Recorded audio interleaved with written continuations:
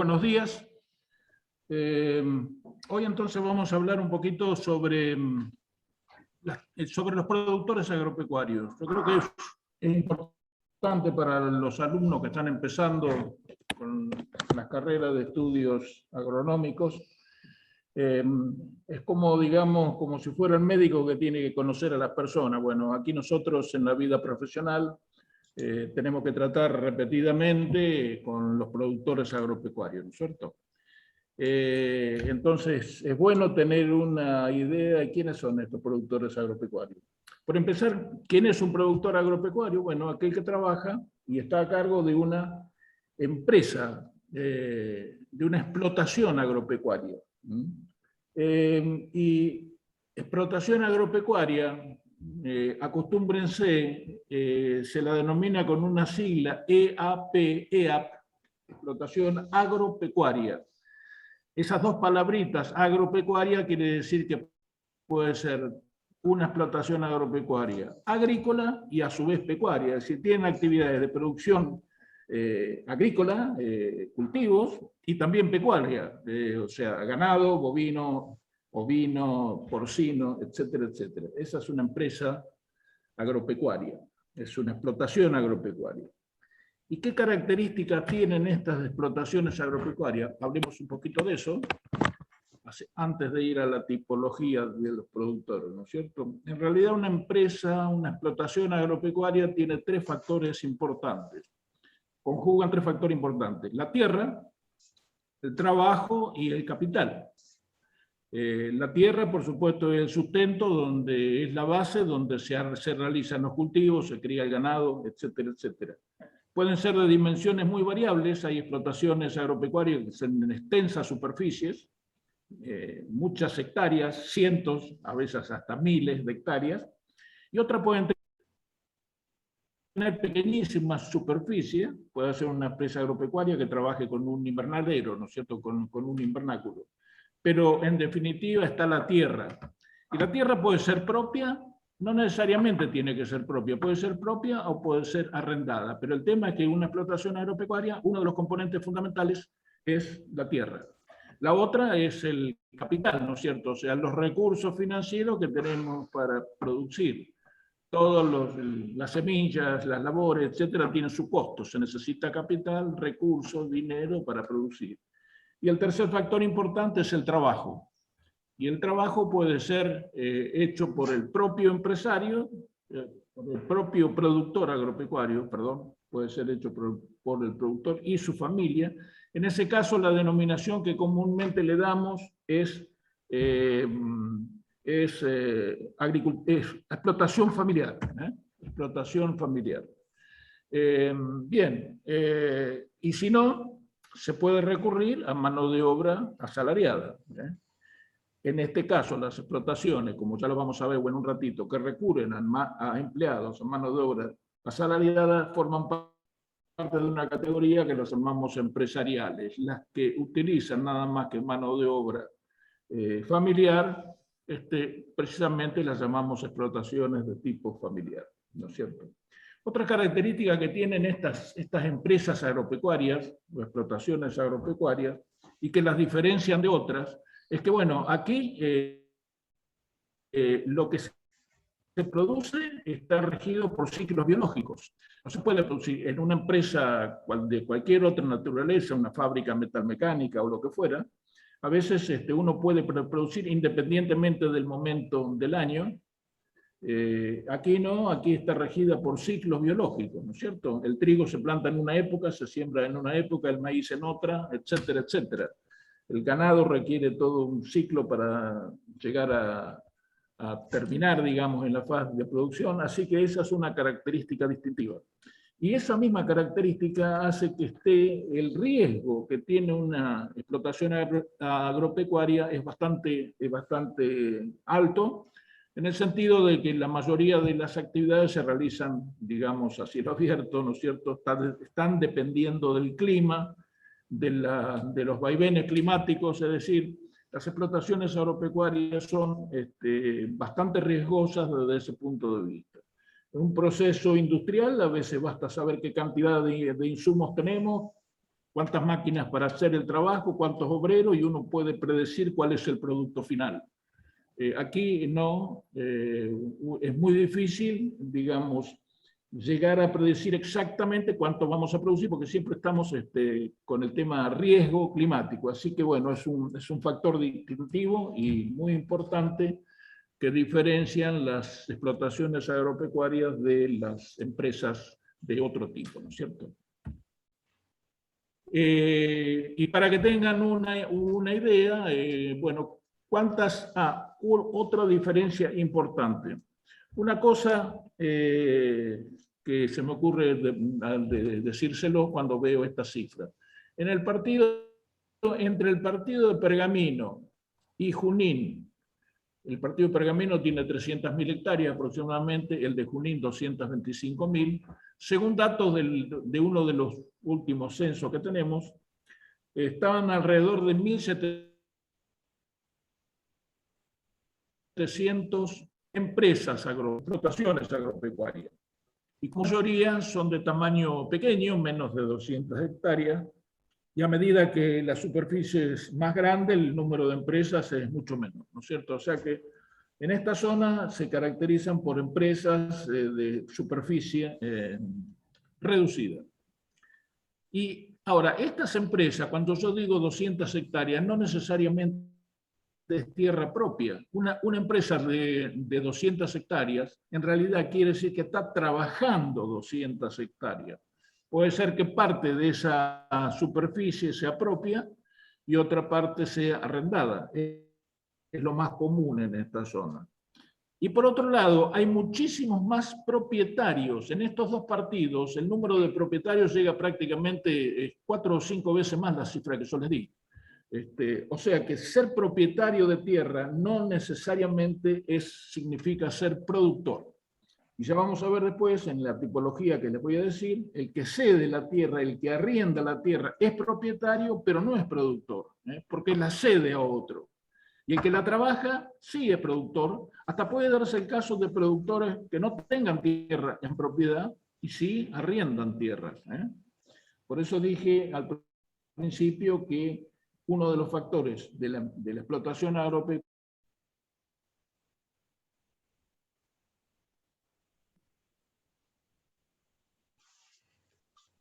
es la tierra, pero no necesariamente. La introducción que quería hacerles sobre los productores, aclarándole un poquito entonces que el productor, vuelvo a decir, es aquel que trabaja en una explotación agropecuaria, tiene a su cargo una explotación agropecuaria, y que uno de los factores es la tierra, pero no necesariamente tiene que ser propia, también puede ser arrendada. Y los otros dos, recuérdenlo, fundamentales, el capital para producir y el trabajo, que puede ser la mano de obra de la familia o puede ser parte de la familia, parte contratada, o directamente puede ser contratado directamente, ¿no es cierto? Bien, entonces ahora lo que yo les voy a comentar ahora de los tipos de productores que encontramos en esta zona, en particular en estos partidos de Pergamino y Junín, se debe o los tenemos por un estudio que hicimos hace unos 5 o 6 años, donde con un trabajo de muestreo, es decir, visitando a los productores al azar, los fuimos caracterizando y surgieron los tipos, las características de las principales tipologías de productores que existen en esta zona. Ese trabajo ustedes lo tienen en la bibliografía, y hay 2 trabajos en realidad, y también yo este año generé un apunte, o sea, un escrito que supongo que los docentes, Luciana y Javier, se los van a alcanzar, donde están resumidos, digamos, y en 7 o 8 hojas ustedes van a encontrar los principales conceptos que estoy diciendo en este momento. En este estudio, y nosotros determinamos como por el tamaño de explotación agropecuaria, los dividimos en 2 grandes sectores: las pequeñas explotaciones agropecuarias, las que tienen menos de 25 hectáreas. Esa es la convención que definimos en ese momento. Menos de 25 hectáreas, productores pequeños. más de 25 hectáreas empiezan otra categoría de productores más grandes, ¿no es cierto? Y dentro de los productores pequeños, pasa esto, dentro de los productores pequeños encontramos 3 o 4 tipos que se los voy a comentar en este momento. El primero es, en realidad, no son explotaciones agropecuarias, sino que son las producciones de tipo muy, muy pequeñas que están en los alrededores de las ciudades. Por eso los llamamos agricultura de patio o urbana, de patio y traspatio. En realidad son muy, muy pequeñas explotaciones que básicamente lo producido, que puede ser de tipo vegetal, verduras, algunas frutas, o animales de granja, básicamente están destinadas al autoconsumo. Entonces, pero no forman parte de las EAPs, o sea, como la función de esta explotación tan pequeña es el autoconsumo, no están categorizados dentro de las explotaciones agropecuarias, el resto de las explotaciones agropecuarias. Porque una cosa muy importante que omití decir al principio es que el objetivo de una explotación agropecuaria o de una empresa agropecuaria, como de cualquier otra empresa, es generar recursos para la vida de la familia. O sea, es una actividad que tiene como objetivo producción y lograr rentabilidad. O sea, se vive de lo que se produce, ¿no es cierto?, a través de una explotación agropecuaria. Estas, en cambio, lo de patio y traspatio, no tienen ese objetivo. El objetivo que tienen es el autoconsumo, ayudarse con estos alimentos que se producen, a reducir un poco el costo de los alimentos y, pero es una función importante. Puede ser que en algunos casos, si hay algún excedente, esta gente también puede tener algún objetivo de vender algunos de estos excedentes, ¿no es cierto? Pero en términos generales es para el autoconsumo. Y para que ustedes sepan, les muestro algunas fotografías, digamos, como para ilustrar este tipo de producciones en un patio de una casa y algunas verduras, hortalizas o cría de animales de granja, en este caso gallinas, para huevo o para carne, siempre pensando entonces en contribuir a la alimentación familiar.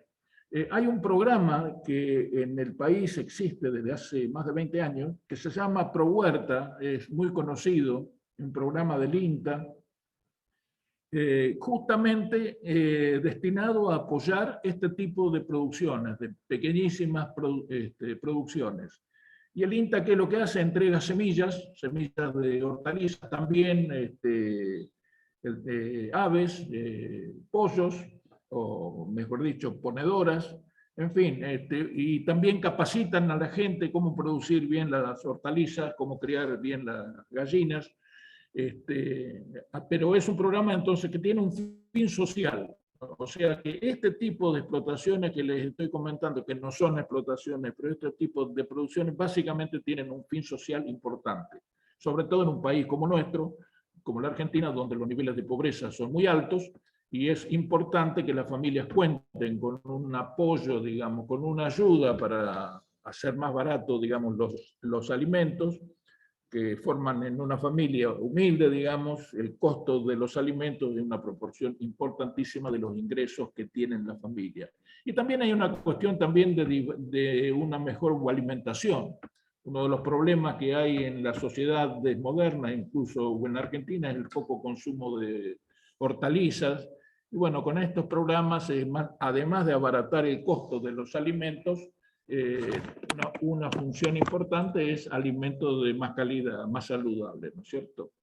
Y también, como un comentario final sobre este tipo de producciones, en otros lugares, en países más avanzados, se los ve muy bien, cada vez mejor, espacios verdes, digamos, con producciones en grandes ciudades.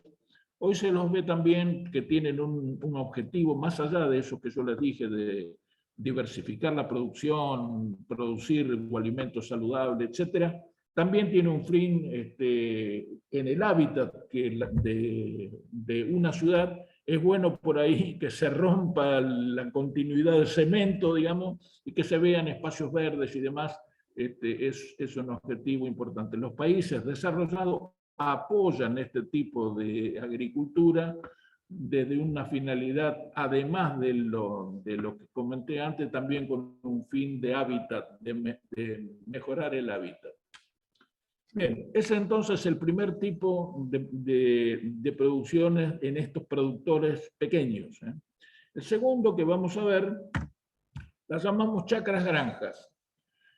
Chacras granjas, en realidad, son explotaciones que han quedado por sucesivas divisiones de tierra a consecuencia pasa el tiempo, las familias crecen, las explotaciones que tuvieron en algún momento alguna superficie de 200, 300 hectáreas, por las divisiones con los herederos se fueron dividiendo y hoy quedaron pequeñas explotaciones, menos de 25 hectáreas, en general son de propiedad.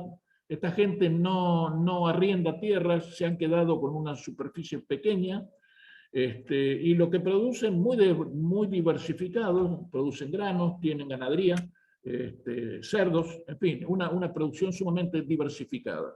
En general es gente grande, gente que está, digamos, en la etapa ya de la vida, digamos, más de 60 años. Los hijos no han quedado en esa explotación porque no da para vivir a futuro. Así que es un tipo de explotación que si uno lo ve a futuro, no tiene futuro, digamos, en el sentido de que son, cuando pasa el tiempo y los que ahora están al frente de esas explotaciones, bueno, por la ley de la vida, digamos, van a desaparecer, digamos, bueno, esas explotaciones no van a continuar como chacras granjas. Seguramente o se venderán o los herederos arrendarán esas tierras, pero, o sea, es un tipo de explotación que tiene poco futuro desde el punto de vista tal cual está ahora. Porque, digamos, los hijos de esa gente de más de 60 años tienen otra actividad, viven en la ciudad y lo producido por esas 20 o 25 hectáreas que le han quedado es para, digamos, el núcleo familiar, el matrimonio, digamos, en general, y nada más que para eso, ¿no es cierto? Pero existen, todavía existen y hay un número importante de pequeñas explotaciones con esas características. Alguna foto, la gente en muchos casos vive todavía, ese tipo de productor vive en el campo, y bueno, y hacen todo tipo de cultivos muy común que dispongan de cerdos y ganado de diferente tipo. Bueno, ese es otro tipo entonces que lo llamamos chacras granjas. Otro también, otra tipología dentro de los pequeños productores muy interesantes, pequeños productores que se dedican a producir hortalizas. Los llamamos nosotros emprendedores huerteros.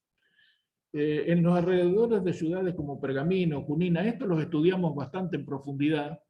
Alrededor de Pergamino hay unas 25 hectáreas en total y alrededor de entre 20 y 30 productores. Junín tiene una cifra parecida o incluso un poquito más grande, que se dedican a la producción de hortalizas.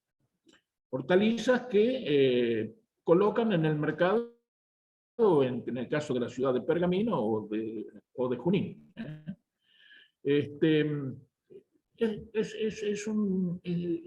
También estudiamos nosotros qué significa de lo que consume Pergamino, que es una ciudad de 100.000 habitantes. ¿Cuánto aportan los productores, estos productores como es hortaliza? Y es más o menos el 10%. El 10% de lo que consume la ciudad de Pergamino, y algo parecido en Junín, proviene de estos productores hortícolas. El resto de la producción de hortaliza nos abastecemos de centros de producción más especializados en horticultura, como son los alrededores de Rosario o del Cinturón Verde del Gran Buenos Aires y La Plata, donde hay sistemas de producción muy desarrollados y abastecen a distintos puntos del país. Pero lo interesante que tienen estas producciones locales de hortalizas es la cercanía. No es lo mismo producir, no sé, lechuga en Rosario, hay que traerla a 120 kilómetros, o desde La Plata son casi 300 kilómetros. Y aquí el productor hortícola que está ubicado a los alrededores de la ciudad de Pergamino o de Junín, son apenas 1 o 2 kilómetros y ya está, tiene el mercado, digamos. Y el mercado es bastante imperfecto porque esta gente lo que hace, produce y lo vende en las verdulerías. Algunos tienen verdulerías propias, pero si no, proveen de hortalizas a las verdulerías. Bueno, es un sistema interesante. Otra característica que tiene, estas producciones hortícolas en el pasado eran generalmente europeos, básicamente italianos, españoles, portugueses, que se dedicaban a la producción hortícola. Fue pasando el tiempo y los descendientes de aquellos productores hortícolas dejaron ese sistema de producción hortícola. Hoy la característica es que la mayor parte de los horticultores en esta zona y en la mayoría del país son productores bolivianos, de origen boliviano, que han inmigrado a la Argentina para encontrar mejores oportunidades de trabajo que en su país y se dedicaron a la producción hortícola. Así que es una tipología, digamos, interesante y con futuro. Si se tecnificara más, ahí tenemos un productor de origen boliviano, son productores, la mayor parte son al aire libre, como aquí, o si no, como les mostraba aquí, bajo túneles, en este caso es lechuga, bajo túneles, bajo cubierta, y aquí ya otras estructuras un poco más grandes, tipo invernáculos. Todo esto cuando estudien horticultura lo van a ver con detalle, estos sistemas productivos hortícolas. Pero la tecnología que se utiliza en estas zonas no es de nivel medio o bajo, salvo raras excepciones, o sea que hay mucho para progresar tanto en la fase productiva como también en la comercialización. Este sistema que yo les digo de vender directamente a verdulerías podría ser mejorado, digamos, y hay intentos en ese sentido. Crear pequeños mercados o ferias sería una manera mucho más, más eficiente y también más segura, que se pueden llegar a establecer controles de tipo sanitario, cosa que ahora desde el campo a la verdulería directamente no hay ningún control, así que hay mucho para mejorar. Pero bueno, vayan sabiendo entonces que entre los tipos de productores que nos encontramos en esta zona, un número relativamente pequeño, pero importante, lo constituyen los horticultores. Bueno, ahí hay datos en el trabajo que tienen en la bibliografía, está muy detallado qué es lo que producen, las cantidades que producen. La mayoría son verduras de hojas, acelgas, lechuga, espinaca, etc. Y se notan defectos en la producción, sobre todo llama la atención el poco cuidado que hay con el tema de los agroquímicos. Hay mucho para mejorar ahí, que habría que trabajar en ese sentido para mejorar esto. Máquinas viejas, tractores viejos, se podrían mejorar muchísimo. Y acá entramos en la última categoría dentro de los productores pequeños que encontramos, los llamamos emprendedores dinámicos. Esta es una categoría que les voy a dedicar un poquito más de tiempo, porque es sumamente interesante.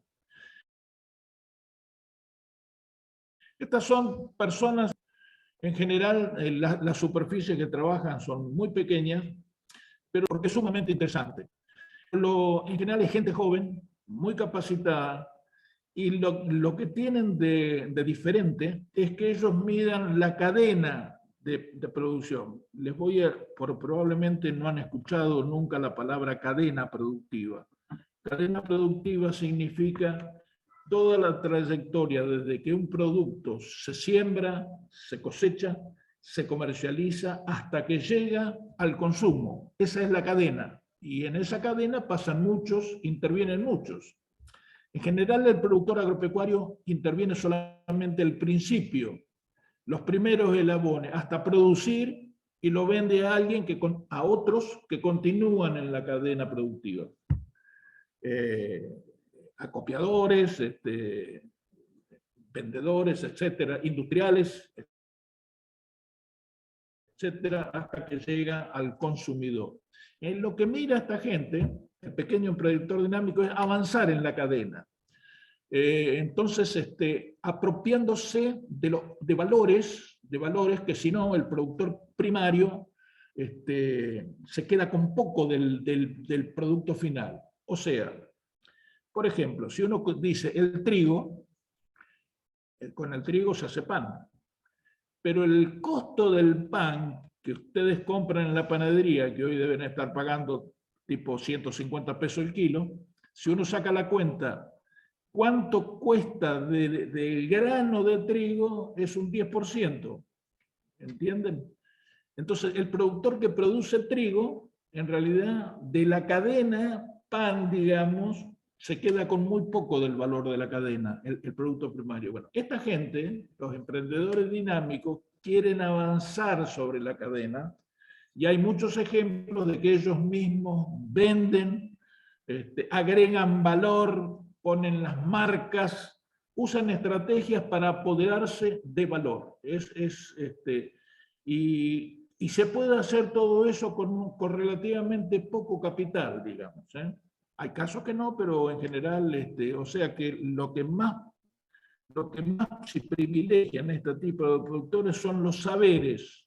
Los saberes, y por eso digo que está caracterizado por gente joven, está integrado por gente joven, capacitada, muchos profesionales, muchos agrónomos, y me parece que es un sector que en todo lo que se hace en las instituciones públicas y también en el sector privado de impulsar a los emprendedores, justamente está destinado a este tipo de personas para que se dediquen a actividades productivas agregando valor y generen empleo, generen más actividad. Por eso que es un grupo sumamente interesante. Yo les paso algunos ejemplos y, por ejemplo, es un matrimonio, los dos son ingenieros agrónomos, tienen una chacra de 25 hectáreas aproximadamente, muy diversificada, y por ejemplo, una actividad que hacían hace unos años atrás, no sé si continúan, tenían un sistema de producción de huevos a campo. Es decir, ustedes saben que la producción de huevos es prácticamente está todo confinado, las gallinas están en serie ahí, pero en este caso las gallinas andan, están varias horas durante el día caminando en el terreno, después se las encierra, y produce un sistema de huevos, digamos, de tipo más natural, una producción de huevos a campo, digamos,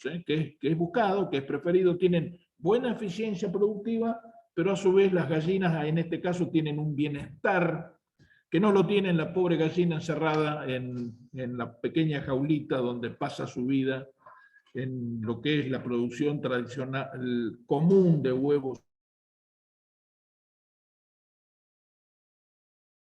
actualmente, ¿no es cierto? Bueno, y esto tiene valor, hay gente que le interesa con sus... Entonces esta gente se dedicaban a hacer una producción relativamente pequeña, pero le ponía una marca a los huevos, y bueno, eso identificaba ese producto. Por supuesto que ese huevo tiene un valor mayor que un huevo producido en una granja común, digamos, y hay personas, hay familias que prefieren ese tipo de producción. En este caso, el ejemplo es cómo agregar valor a una producción de huevos a través de un sistema de producción natural, digamos, más natural, y con una marca. Eso entonces podría ser un ejemplo de un dinámico, como le pusimos nosotros, bien formada, y ven el mercado y tratan de una producción agregarle valor a esa producción. Ahí se lo veía, digamos, Son todas instalaciones relativamente rústicas, digamos, baratas, pero con un agregado de valor a esa producción de huevos. Yo con un trabajo que hacía hace unos años atrás, identifiqué un montón de, no solamente acá en Pergamino, sino en todo el país, casos de productores emprendedores. Les voy a mencionar algunos nomás. Por ejemplo, bueno, la primera es esta que les comenté, la de la producción de huevos naturales, ¿no es cierto? Granja Tajucaré. Esa es la marca que tenían.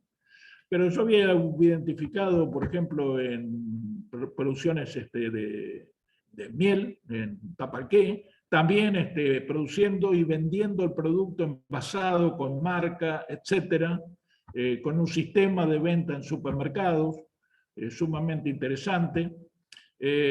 Aquí cerca también en Pergamino, en Guerrico, un productor de hortalizas que hace producción orgánica, o sea, él no utiliza ningún tipo de insumos químicos, lo hace todo en sistema de producción orgánica y tiene un sistema de distribución directamente con una clientela que ahora con estos sistemas informáticos le piden la mercadería y él la hace llegar, ¿no es cierto? Es otro tipo de un emprendedor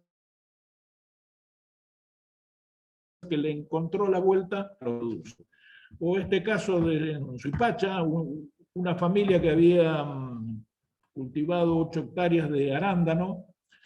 Los arándanos es un cultivo que hace unos 20 años atrás fue un boom, todo el mundo plantaba arándanos, esta gente también, y resulta que los plantaban con el fin de vender los arándanos como fruto y mandarlos al mercado. Bueno, la cuestión, los costos no daban, es una producción con alto costo. ¿Qué es lo que hicieron? Crearon, industrializaron la producción de los arándanos. En lugar de mandarlas al mercado como frutas, fabricaron jugos, dulces, mermeladas, barritas, etcétera, etcétera. O sea, transformaron una producción y la hicieron rentable. 8 hectáreas de arándano. El arándano cuesta unos $15.000 por hectárea implantarlo. En este caso es una actividad productiva con alto costo. Bueno, le encontraron la vuelta generándole rentabilidad, algo que si era vendiendo arándanos al mercado no da, porque hay otras producciones de arándanos de mucho más superficie que pueden producir más barato y es muy difícil competir con ellos. Entonces esto le encontraron la vuelta industrializando y generando productos con sus propias marcas, etc. O este hombre de Tras la Sierra, un caso muy simpático, un tipo era un químico en Santa Fe que se fue a vivir a Tras la Sierra, en Córdoba, y le encontró la vuelta industrializando, por ejemplo, produciendo licores con todos productos locales, y bueno, produjo, entre todos ellos se hizo famoso por un Fernet que produce ahí de gran calidad.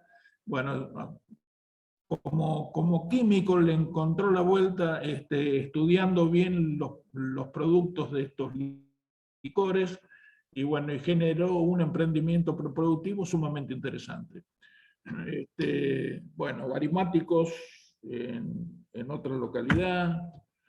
Aquí otro caso interesante, aquí en Pergamino, una familia trucha.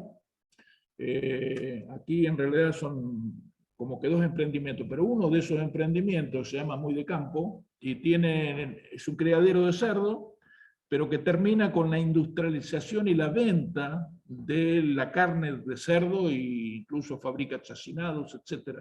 O sea, en lugar de tener un criadero de cerdo y vender los cerdos, lo que hizo es avanzó en la cadena hasta llegar a la carnicería y a la industrialización de los cerdos. Otra manera de integrarse a lo largo de la cadena. O este otro caso que en Trevelin, en Chubut, una superficie muy pequeña de 3 hectáreas, esta gente diversificó y en esas 3 hectáreas puso una parte, puso un viñedo, es el viñedo más al sur de la Argentina, produce vinos, con un producto diferenciado de alta calidad, con un laguito que tiene, bueno, se dedica a la piscicultura, donde cría truchas, y también se dedica al turismo.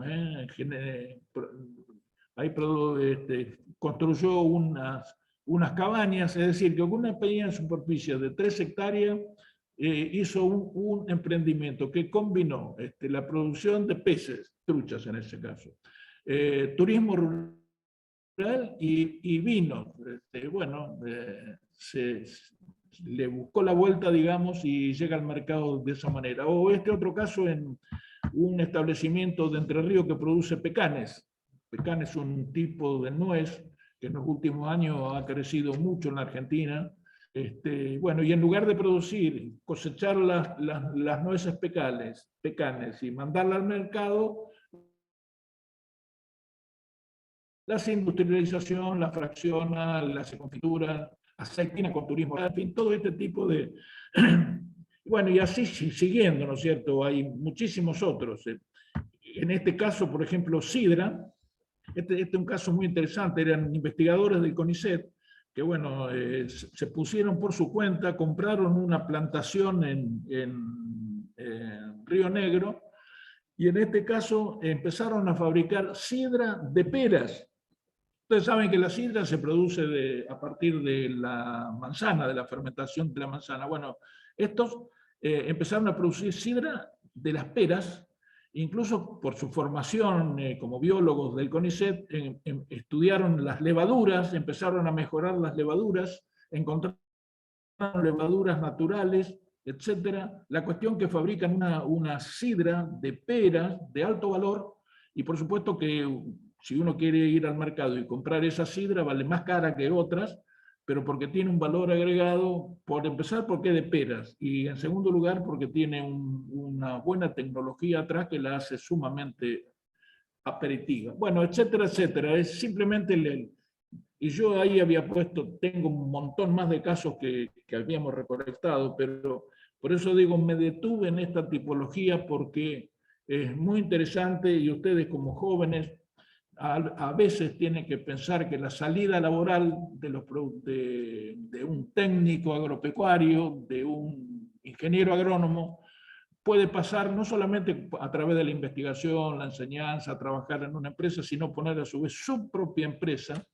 Y hay muchísimas alternativas y se necesita formación, espíritu de emprendedor y buscar en el mercado qué es lo que podemos producir. Bien, adelante ahora vamos a ver productores de superficies más grandes, de más de 25 hectáreas. No sé, Luciana, si querés hacer un alto o no. No, quería que lo pongo la...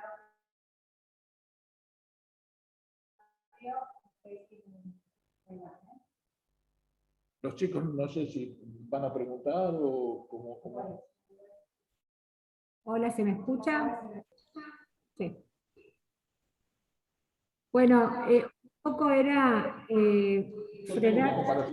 Sí, falta todavía y conviene continuar igualmente, pero era para abrir un poco el micrófono para los alumnos, por si hay, digamos, comentarios, preguntas, si entienden de lo que estamos hablando. Son todas tipologías que están, digamos, conviviendo, digo, son todos los tipos de productores que hoy existen en esta región. Es interesante que ustedes puedan conocer este trabajo porque es información local, incluso generada a partir de la universidad, en donde justamente agrega valor a muchos estudios anteriores, que también son obviamente importantes y siguen varios de ellos con vigencia, pero bueno, yo me acuerdo cuando fui estudiante que siempre hablábamos de esas categorías casi estandarizadas, ¿no? Donde uno hablaba del pequeño, mediano y productor grande. Y la verdad que en los últimos años, como están pudiendo ver ustedes con estos casos que les estamos contando, que son personas de carne y hueso que fueron entrevistadas por nosotros mismos en el marco de una investigación, obviamente, y que ya están en sus publicaciones formales, vemos que hay muchos actores nuevos en este sector, o como dijo bien Carlos, en esta cadena agroalimentaria, ¿no? Así que es súper importante que puedan escucharlo. Quizás hay términos que les resulta poco claros o nuevos, y no tengan timidez en frenar y en consultarnos de qué se trata. Así que un poco era eso, hacer como un parate de un minuto. O Javier también, si vos podés comentar algo, si no, seguimos adelante.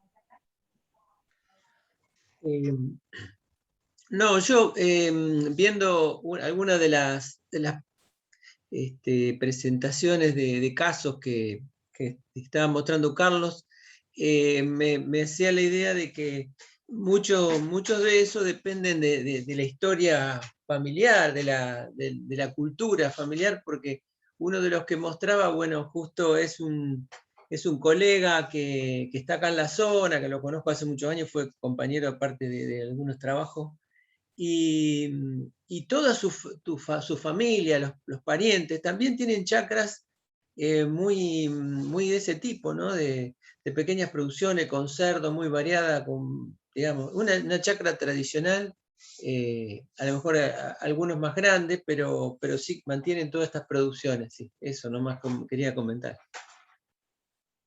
Bien, sí, mi interés es, yo también me quise extender en ese tipo de productores emprendedores, porque pensando en el futuro también, cuando yo estudiaba ingeniería agronómica, siempre pensé, bueno, ¿en qué voy a trabajar cuando me reciba? Y bueno, siempre estaba pensando que iba a estar trabajando o con una empresa, asesorando a una empresa, o trabajando en una entidad pública, como finalmente hice, porque trabajé en el INTA.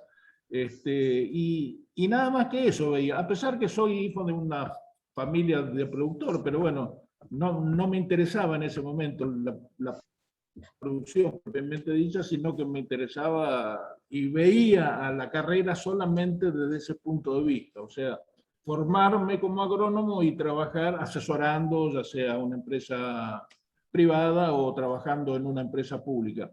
Yo creo que es importante pensar que no solamente eso es el camino, sino que también hay estos caminos de uno generar su propia empresa.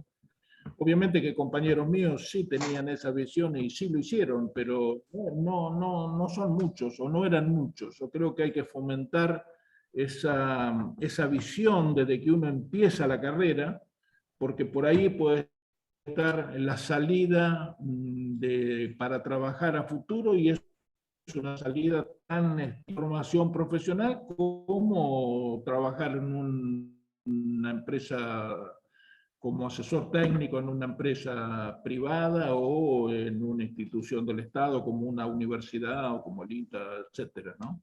Así que bueno, por eso es que le quería poner un poquito de énfasis a eso, porque hay mucha salida laboral a futuro desde el punto de vista de su propia, pensar en crear su propia empresa. Y hay en la producción de alimentos, hay muchísimas oportunidades, no solamente pensando en la producción de alimentos para el mercado interno, sino también para la exportación.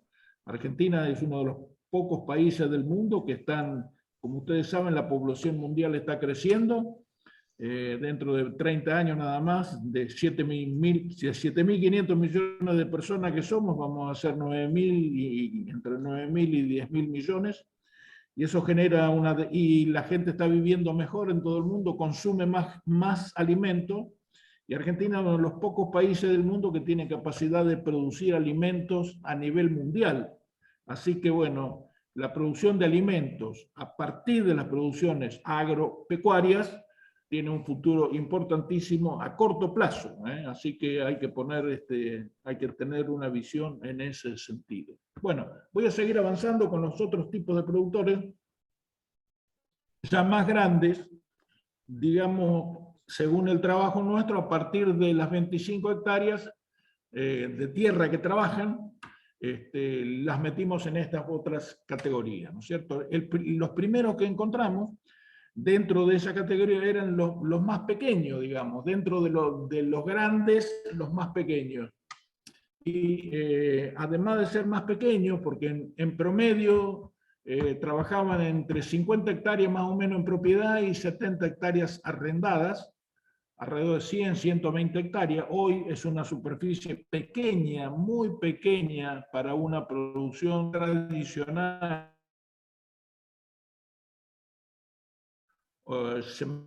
sembrando trigo o teniendo, para una producción que no se le agregue valor. Cosecho el trigo, vendo el trigo, cosecho la soja, algunos animales, o el novillito, etcétera, o crío los cerdos, y tipo de producción es escala pequeña. Y otra característica que tienen, por eso lo denominamos familiares, es porque la mano de obra no emplea mano de obra.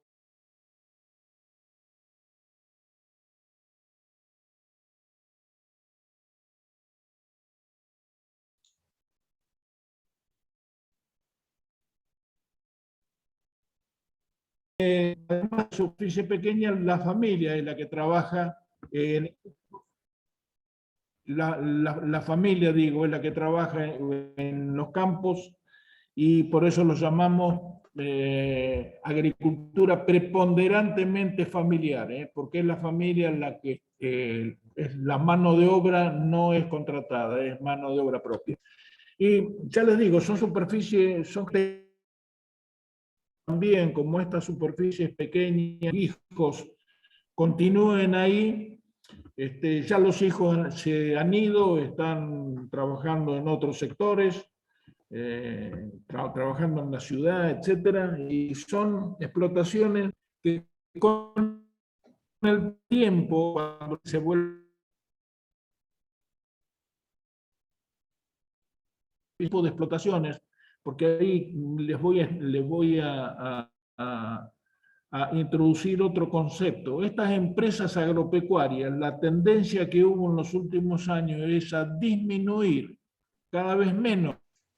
Hoy les mostré que más o menos entre Pergamino y Junín había 1.700 entre ambos partidos, pero eso fue hace unos años atrás. Hoy seguramente ya no son 1.700, son 1.500, digo, más o menos, pero en el pasado eran 3.000. O sea, y es consecuencia de que la producción no alcanza para que vivan las familias, y entonces dejan la actividad productiva. Desaparecen como explotaciones familiares. O sea que estas chacras familiares, que de hasta 100, 120 hectáreas de superficie total trabajada, tienden a desaparecer. En los próximos años, muchas de estas desaparecerán. Esa tierra que tenían en propiedad, las 50, 60 hectáreas, seguramente o las venden, pero no es lo más común es que los herederos o el mismo productor que dejó de ser productor las arriende, pero desaparece como empresa familiar. Entonces, este es un fenómeno importante que tienen que saber. La producción, las empresas familiares se han concentrado, o sea, han disminuido, y se ha aumentado el tamaño promedio de las explotaciones, porque la tierra no es que aumenta la superficie, es siempre la misma. Pergamino sigue teniendo 300.000 hectáreas, y en lugar de tener 1.500 productores va a tener 1.000, quiere decir que la superficie que trabajan los 1.000 productores va a ser mayor de la que había antes, ¿no es cierto? Eso es un fenómeno que se ha... la característica es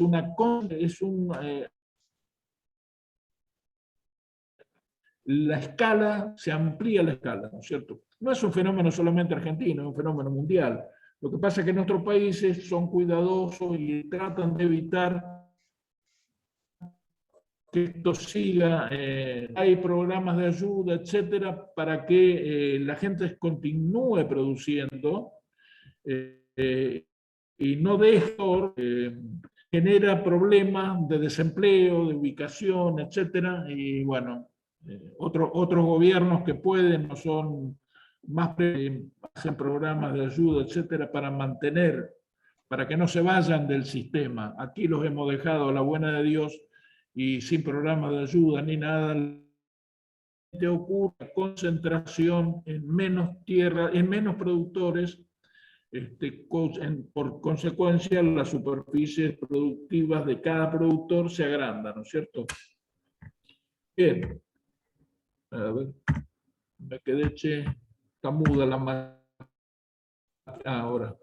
Se los caracteriza estos chacareros, eran la forma más común de mencionarlos a esta gente, estos pequeños productores agropecuarios de hasta 100, 120 hectáreas. En el pasado fueron famosos porque dieron origen al grito de Alcorta, el famoso grito de Alcorta del año 1912, que bueno, es un hecho histórico que incluso hasta generó un movimiento, más que un movimiento, que la Federación Argentina tuvo origen en el grito de Alcorta, y fue un momento de protestas de pequeños productores como consecuencia de los arrendamientos que los grandes propietarios hacían, digamos, se abusaban de los pequeños productores, y ahí generó el grito de Alcorta y hoy es la Federación Agraria Argentina. Bueno, pero de ese tipo de productores es pequeños productores o chacareros, los verdaderos chacareros. Disponen maquinaria, generalmente máquinas antiguas, viejas, no tienen capacidad para renovar maquinaria, parques de maquinaria. Bueno, y pasamos a otra categoría. Se me fue la diapositiva y no sé cómo volverla atrás, pero no importa. A esto les llamamos agricultores familiares capitalizados. Son agricultores. Los anteriores tenían hasta 100 hectáreas, estos tienen hasta más de 200 y las arrendadas. Tienen una explotación sí ya en el sector, y justamente la gente que está al frente de estas empresas, que también su trabajo es básicamente familiar, es la familia que trabaja acá, pero ya tienen una superficie mayor, se han de alguna manera realizado más en máquinas más modernas, y en general es gente más joven que los de los anteriores, digamos, futuro de continuar como explotaciones agropecuarias, por lo menos por un tiempo bastante importante, ¿no es cierto? Así que, como ya les digo, es también familiares porque trabajan ellos, pero en una superficie mayor, que les da más posibilidades de tener una mayor rentabilidad y que la familia, digamos, se desenvuelva y tengan una vida acorde con los tiempos modernos que estamos viviendo, ¿no es cierto? Se los ve con máquinas más actualizadas. Bueno. Después, dejamos estos agricultores familiares y pasamos a categorías de empresarios. ¿Y por qué los llamamos empresarios? Porque ya el trabajo no es el que hace la propia familia, que sigue trabajando en el campo, pero tiene necesariamente que contratar mano de obra. Entonces, no le alcanza los que son de la familia, generalmente es el padre con algún hijo, bueno, eso no alcanza, hay que contratar gente, porque en este caso tienen algo más de superficie propia, cerca de las 100 hectáreas, pero arriendan. Este es un caso bastante típico, acá se da. Y bueno, la verdad que es gente, digamos, o sea, es un sistema productivo que tiene posibilidades de continuar perfectamente. Tiene problemas como todo el mundo, ¿no es cierto?, por la situación económica que estamos viviendo, pero tiene potencialidad para permanecer en el sector. Incluso los hijos pueden pensar en continuar con estas explotaciones, ¿eh? Entonces estos se caracterizan, pero acá los llamamos empresarios chicos, porque dentro de las categorías de empresarios, estos son los que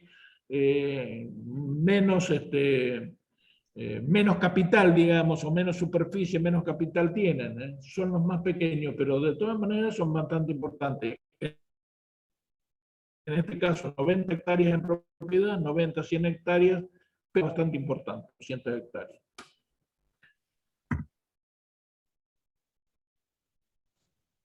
Por supuesto que tienen equipos propios, si hay producción de cerdo, que es común que para producir, para tener sistema productivo de 50 madres, 80 madres, en fin, y con todo en confinamiento y con buena tecnología, así que es este tipo de productores sumamente interesante. Y después, estos son también empresarios, pero propietarios. En este caso, no digamos, esta gente no arrienda hectáreas, los otros tenían 100, estos 300, o sea que han tenido la suerte de conservar, comprar en el pasado, y tienen una... esa gente por el momento no tienen demasiada medida que la familia crezca, también va a tener necesidad de agrandarse, de expandirse, y no van a tener capacidad de poder hacerlo, ¿no es cierto? Todos los que encontramos eran esto, era gente que tiene una superficie, 300, 400 hectáreas, y viven con eso. Y básicamente lo hacen en base a una escala productiva con tierras propias. Por eso los llamamos propietarios capitalizados.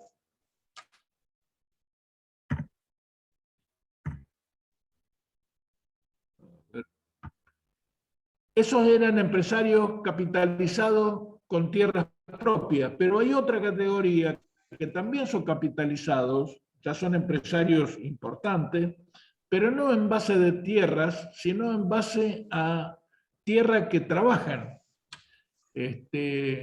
Trabajan como contratistas, o sea, hay gente que se ha capitalizado en maquinarias, partiendo de una superficie, de alguna superficie propia de cierta importancia. Los que encontramos nosotros, alrededor de 180 hectáreas, tenían.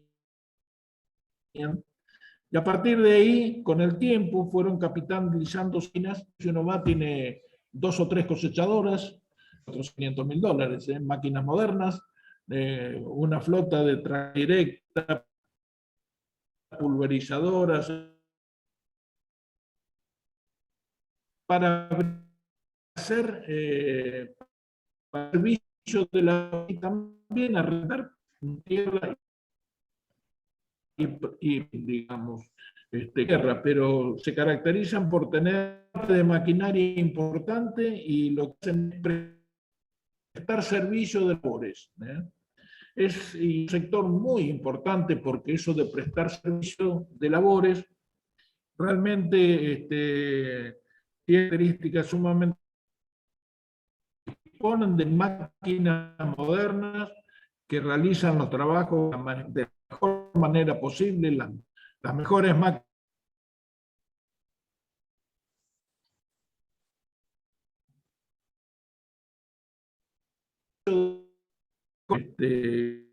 como corresponde, digamos, basados en los datos que proporciona hoy todos los sistemas informáticos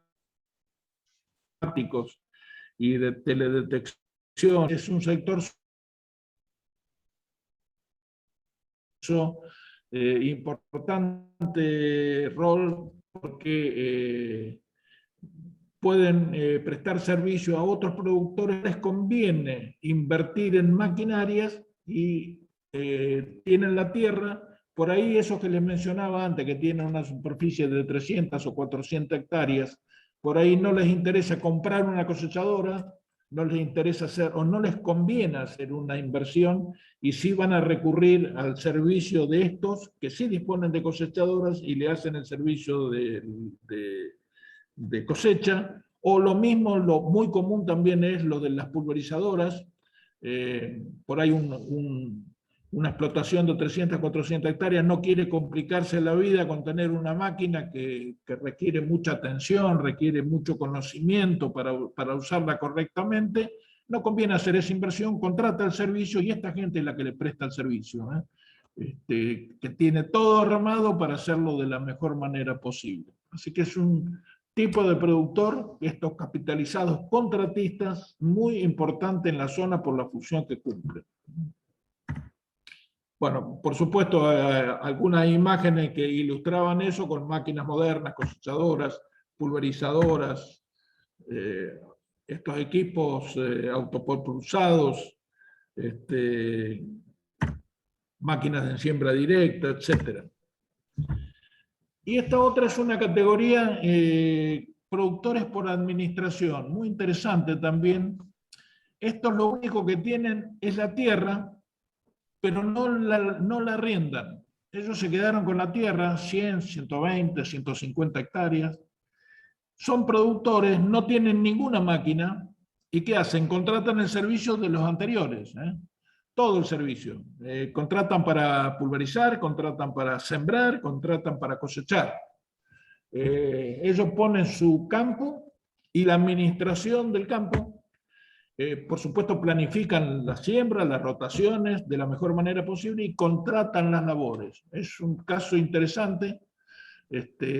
Sería lo opuesto al que produce sin tierra propia. Bueno, estos tienen tierra propia y lo que contratan son las labores para producir, pero son productores.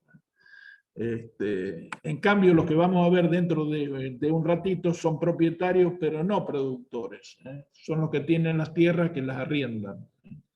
Así que esta gente es un sistema flexible en el sentido de que es muy cambiante, digamos, muy poco predecible, y así que lo que conviene hacer un año, al año siguiente cambiaron las reglas de juego y no conviene hacer, por ejemplo, estos productores. Si por circunstancias dadas, o porque bajaron los precios, o porque les aumentaron los impuestos, dice, bueno, no, este año no me conviene producir yo, no me conviene contratar las labores, comprar las semillas, etcétera, etcétera, arriendo el campo. Es decir, es un sistema flexible, que en países tan poco organizados como el nuestro, es una ventaja. Estos tienen flexibilidad de entrar y salir del negocio muy fácilmente, porque no han invertido en máquinas, no han invertido en ese tipo de cosas, tienen el campo. Si la cosa viene bien, contratan las labores y producen, y son productores. Pero si la cosa no les conviene, porque las expectativas que vienen son muy poco favorables, bueno, dice, bueno, este año lo arriendo al campo y se acabó el problema. Al año siguiente, si las cosas cambiaron, vuelvo a producir, porque no tengo nada que me limite a ello. Simplemente contrato las labores y listo. Así que un sistema muy interesante. En general es gente que vive en la ciudad, obviamente.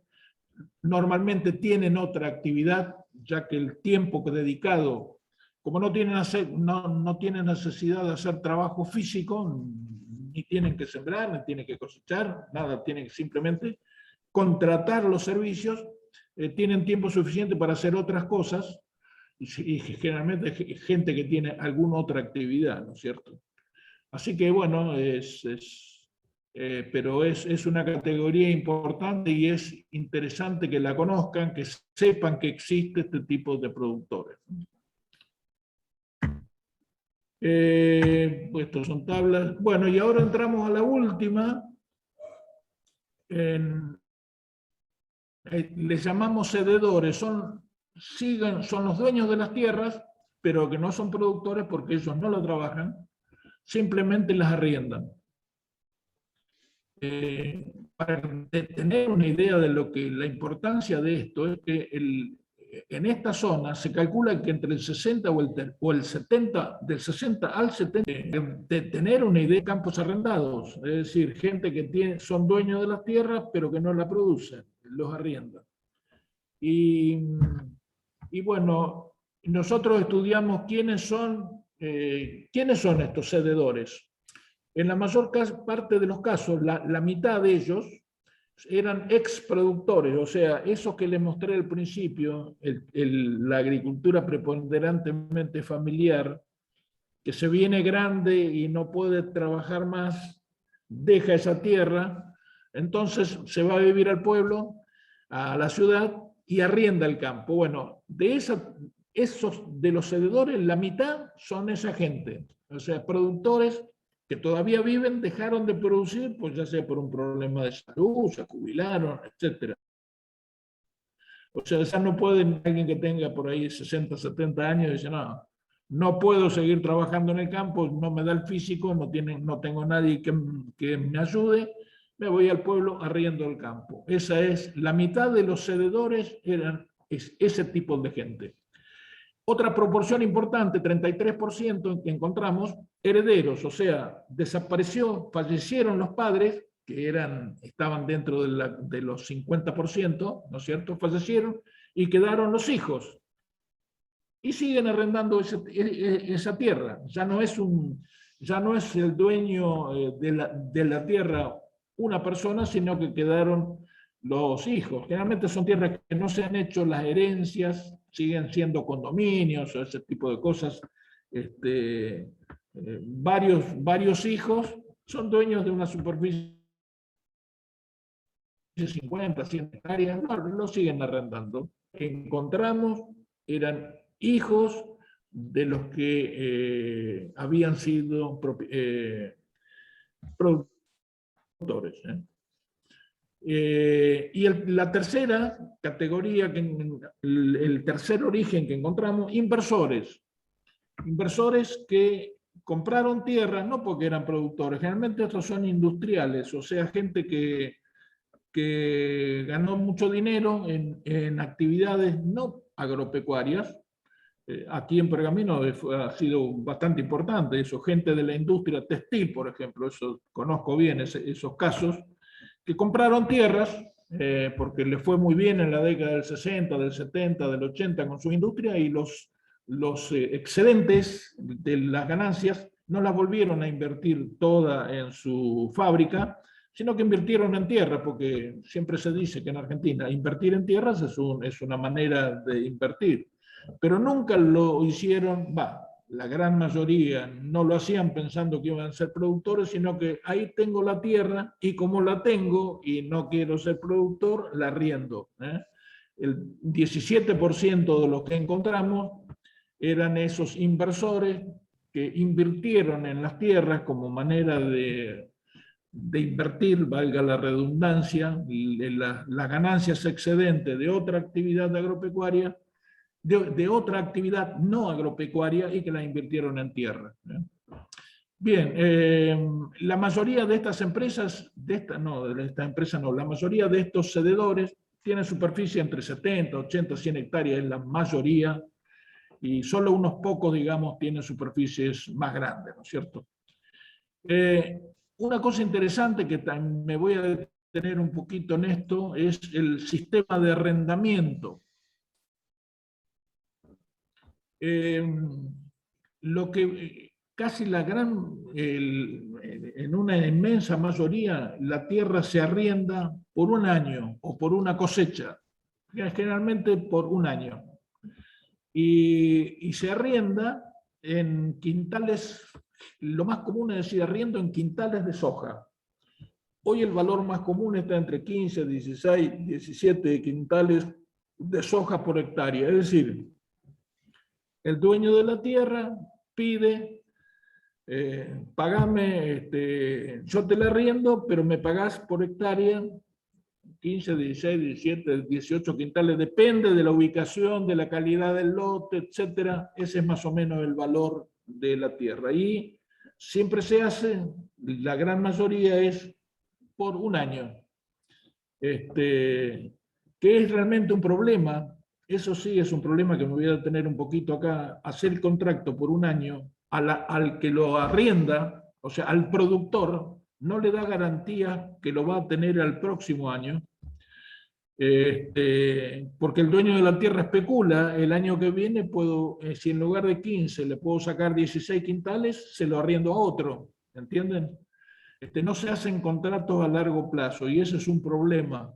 Los contratos son, a veces ni siquiera existen los contratos. Hoy en día es obligación hacerlos, pero bueno, por ahí se hacen nada más que en los papeles. Y a veces los contratos son de palabra nomás, pero bueno, el tema es yo te lo alquilo por un año. El año que viene vemos. Y volviendo a la manera que se arrienda, dice, bueno, la mitad me lo pagás en el momento de arrendamiento, que generalmente en esta zona se produce entre la cosecha del cultivo de verano, o sea, entre abril, digamos, y agosto, septiembre, que se vuelve a pensar en la próxima cosecha, ahí es cuando se hacen estos arrendamientos. Y bueno, como ya le dije, por un año. Y eso es un problema, repito, porque el arrendatario, el productor, no puede planificar. Lo único que hace, dice, bueno, me lo arrendaste por un año y hago lo que más barato me sale, que en este caso es la soja. Y la soja de primera. Es un poco una de las causas por las cuales la soja ha sido el cultivo predominante en los últimos tiempos, es por esto del sistema de arrendamiento. Siendo la soja el cultivo más rentable, más seguro, que puedo pagar 15, 16, 17 quintales por hectárea y todavía me deja alguna renta, porque tengo que hacer inversiones, comprar la semilla, el fertilizante, las labores, etcétera, gastos de cosecha, pero como me va a dar 35, 40 quintales por hectárea, me va a dar cierta rentabilidad. Pero el problema, insisto, es que no se puede hacer un planteo productivo más sustentable, rotaciones de cultivo, aplicación fertilizante no en dosis pequeñas, bajas, como el que arrienda dice, bueno, le voy a poner lo mínimo indispensable para que sacarle una rentabilidad, pero no pienso en la salud de la tierra, ¿no es cierto? Bueno, ese es todo un problema. Así que esta situación, digamos, de cómo se dan los arrendamientos, es muy interesante de conocerla y es uno de los problemas, digamos, que tenemos. En la próxima clase vamos a hablar un poquito más de esto, pero es uno de la realidad que tenemos y de los problemas que tenemos. Bueno, eso es, creo que llegando al final. Unos párrafos, digamos, algo fui diciendo, pero el problema que dice ahí, no alcanzo a ver que tengo. Bueno, el problema de la reducción de las empresas. De la reducción de las empresas, sí, algo ya lo mencioné. Vuelvo a reiterar, es otro fenómeno que vemos en la zona, es que las empresas van desapareciendo, disminuyen, porque vienen los hijos no pueden, no pueden vivir de esa explotación, porque es pequeña, no da para vivir la familia, el padre, la madre, los hijos, la familia de los hijos no da para vivir, se van. El padre, los constituyentes de la familia, digamos, el matrimonio se viene grande, no puede seguir trabajando, entonces se va a la ciudad y arrienda, y entonces deja de ser explotación familiar. Esa es una de las causas, entonces, por el fenómeno que hemos tenido. Si uno compara entre censo y censo, que se hacía habitualmente cada 10, 12 años, uno veía una disminución de 10, 15, 20% de las explotaciones agropecuarias respecto al censo anterior, ¿no es cierto? Este es un fenómeno. Y otro problema es también que acá no nos hemos preocupado, o sea, no ha habido ayuda del Estado, no ha habido una política del Estado para conservar un sistema de explotaciones agropecuarias, aunque sean pequeñas, para mantenerlas en el campo el Estado no se preocupó. El Estado acá lo único que se ha preocupado es cobrarle la mayor cantidad de impuestos posible y arreglate como pueda, digamos, ¿no es cierto? Y eso no ha sido una buena política. Otros países han aplicado políticas de ayuda, de apoyo, para mantener al sector agropecuario con una característica propia de estar poblado, de tener la gente viviendo en el campo, de más familias trabajando en el campo. Y aquí, como se lo dejó a la buena de Dios, el sistema y la economía ha contribuido para que vayan desapareciendo las explotaciones agropecuarias pequeñas, y las que quedan son las más eficientes por el tamaño que tienen, ¿no es cierto?, por la escala. O sea, es un proceso natural que el Estado nacional, digamos, no ha contribuido para nada para que esto ocurra. Tampoco nos preocupamos para que hayan buenos caminos. Lamentablemente los caminos rurales siguen siendo igual como cuando hace 50 años atrás, cuando yo era chico. Bueno, estamos en la misma situación, sigue siendo de tierra, cada vez que llueve no puede salir. Bueno, todo ese tipo de problemas. Tampoco hay electricidad, ni hay posibilidad de conectarse a internet, etcétera, etcétera. Bueno, nadie va, entonces la gente trata de no estar en el campo, y todo eso contribuye a tener cada vez menos explotaciones